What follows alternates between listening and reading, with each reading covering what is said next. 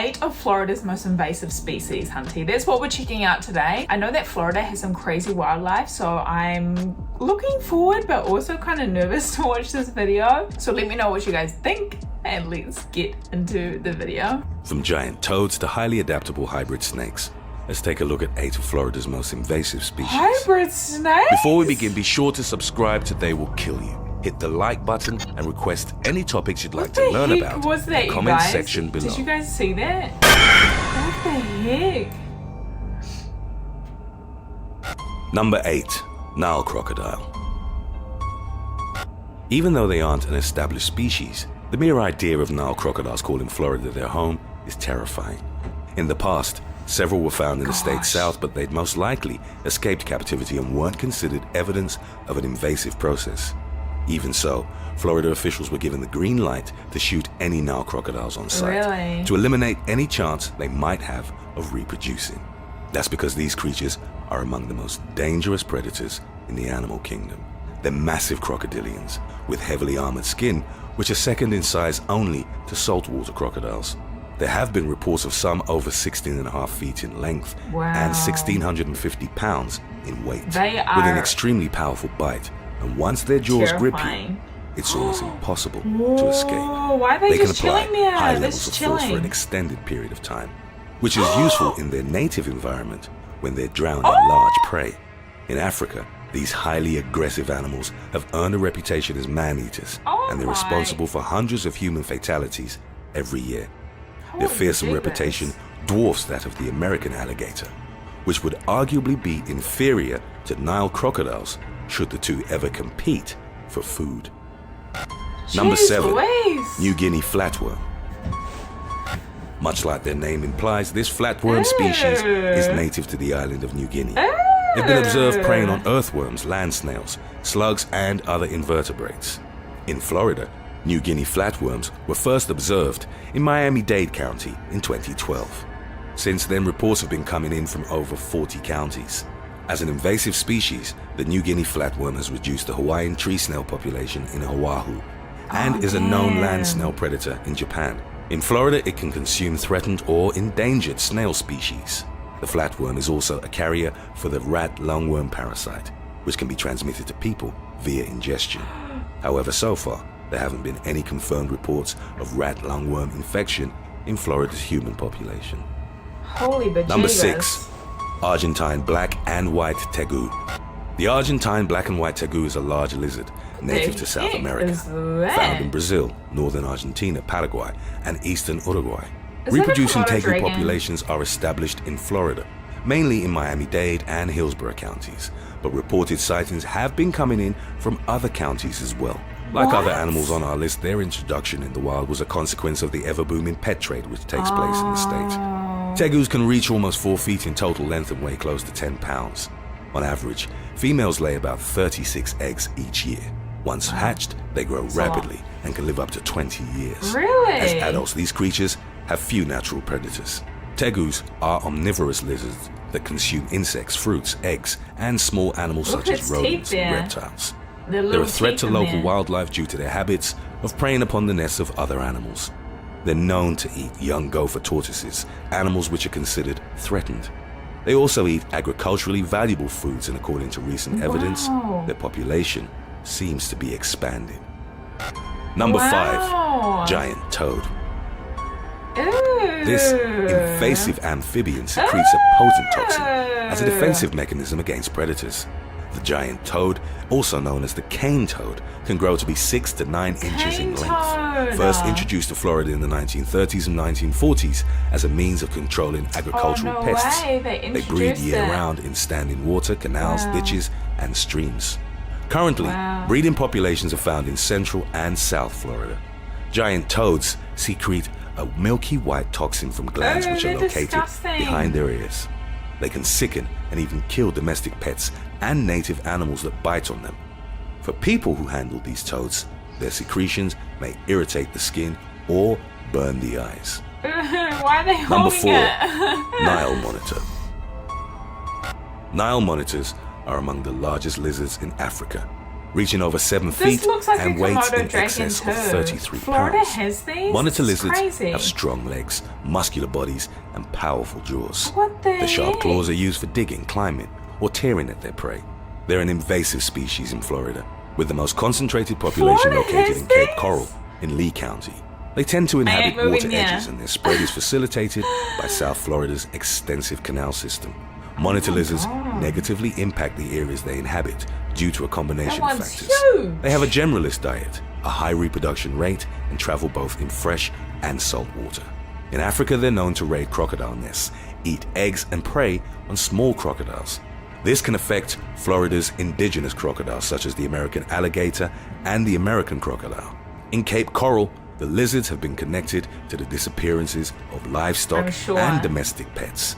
Since their diet is so broad, it means that federally protected species such as sea turtles, gopher tortoises, or wading birds are also in danger. Number 3, lionfish. Lionfish? The first reports of invasive lionfish came in 1985 off Florida's Atlantic coast near Guinea Beach. The exact circumstances of their introduction aren't clear, but it's suspected that they were discarded from aquariums. As of 2010, they began turning up in areas where no lionfish had previously been recorded, such as the northern Gulf of New Mexico. As a predatory reef fish, this creature can reduce important native fish populations, such as herbivorous species that keep the algae levels in check. In fact, the lionfish is considered the greatest threat to coral reefs in the region and could be reducing Atlantic reef diversity by up to 80%. Lionfish, which are usually 12 to 15 inches in length, tend to be larger in areas where they aren't indigenous, exceeding 18 inches. They also have venomous spines on their fins, which can cause you painful injuries if the fish aren't handled properly. They look very intimidating, Number 2, don't they, for a fish? Gambian pouched rat. With lengths of up to 3 feet from head to tail. The Gambian pouched rat is one of the largest rat species in the world, and it enjoys a wide distribution in sub-Saharan Africa. The species' common name was inspired by its habit of storing food in its cheek pouches. 3 feet? In Florida, the rats were introduced through the pet trade, and some were bred in captivity on grassy keys. Then at some point, several rats either escaped or were released on purpose and established a breeding population in the area. As an invasive species, the Gambian pouched rat is of high concern. Females can produce litters up to 5 times over the course of 9 months, and each litter features an average of 4 young. So far, the rats have been contained to grassy keys, but should they reach mainland, they might pose a threat to the agricultural industry in the south of Florida. Native rat species such as the Key Largo wood rat, the silver rice rat, or the cotton rat might also suffer because the invasive species is larger than them and may outcompete them for food. There are also several health concerns. The African rodent was responsible for the 2003 outbreak of monkeypox in the US. All of the 71 reported monkeypox cases were traced back to the Gambian pouch rats, imported from Ghana by an exotic pet distributor. The suspicion is that the rats, which are known carriers, had spread it to prairie dogs, which were then purchased as pets. The infectious disease has a 10% risk of death, and in the aftermath of the outbreak, the importation of Gambian pouched rats was banned. Fortunately, no deaths were recorded, but patients did experience fever, muscle aches, headaches, and rashes. Number 1. Hybrid snakes. Burmese pythons are giant constrictor snakes that can reach over 15 feet in length. Because of their size, they face few predators, with the exceptions of humans and alligators. Over the course of a decade, starting from 2001, scientists have examined the tissue from 400 invasive Burmese pythons captured in Florida's Everglades. It's worth mentioning breeding in the area ever since the 1980s, with a devastating impact on the local small mammal population. When they were analyzed from a genetic perspective, 13 of them were discovered to have been a crossbreed between the Burmese python and the Indian rock python. The latter is smaller, faster, and arguably more aggressive than the Burmese python and tends to prefer a higher and drier environment. The interbreeding most likely took place before the snakes became established in South Florida.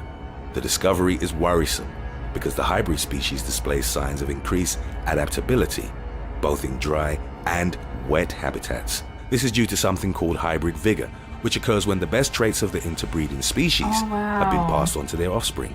In this case, it might mean that these invasive pythons will exhibit a broader and faster distribution. This doesn't bode well for Florida's wildlife officials, who've already faced difficulties in eliminating the snakes from the Everglades region. There are close to 150,000 pythons wreaking havoc on native species such as bobcats, foxes, raccoons, and rabbits. In this context, the threat of a super adaptable python spreading through Florida is most definitely cause for concern. Thanks for... Oh my goodness. So it seems like a lot of these ones were released into the wild because of the pet industry, the wild pet industry or something like that. I still find it really crazy how people have like pet snakes in the US. Obviously here in New Zealand we don't have snakes, so obviously we wouldn't have it as a pet here. The toad one, that one's another one that's like, damn bro, like you really released the toads to try to fix a problem and then the toads became the problem.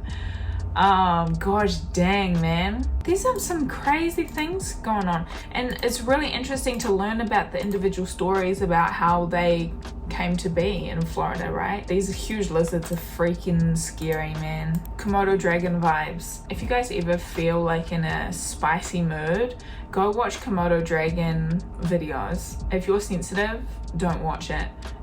Honestly, they are vicious. So vicious. So these lizards really remind me of those. I'm not sure if they're the same thing, but probably the same family. Florida is wild. I didn't know that they had freaking monster lizards walking around. I knew that they had alligators, but not these monster lizards. These scary ass pythons. My goodness, and these giant rats. Up to 3 feet? What? Are we on planet Earth? Up to 3 feet long? A rat? It's a big no from me, hunty. It's a big no from me. I'm pretty sure that rat, I think they said in the video that rat is confined to one island, I think. Phew. So let's keep it on there. Let's keep it on the island, and let's not bring it to the mainland USA, please. Thank you guys so much for watching with me today. Let me know what you guys think about this video down below. I'd love to hear your thoughts. By the way, if you didn't know already, I do have a Twitch account where I go live 4 times a week at 8 p.m. USA Eastern time. So if you want to come hang out and chat, the link is just down below. I'd love to have you there. I'd love to chat with you. But apart from that, I hope you all are having a great day so far, and I'll see you all in my next video. Bye guys.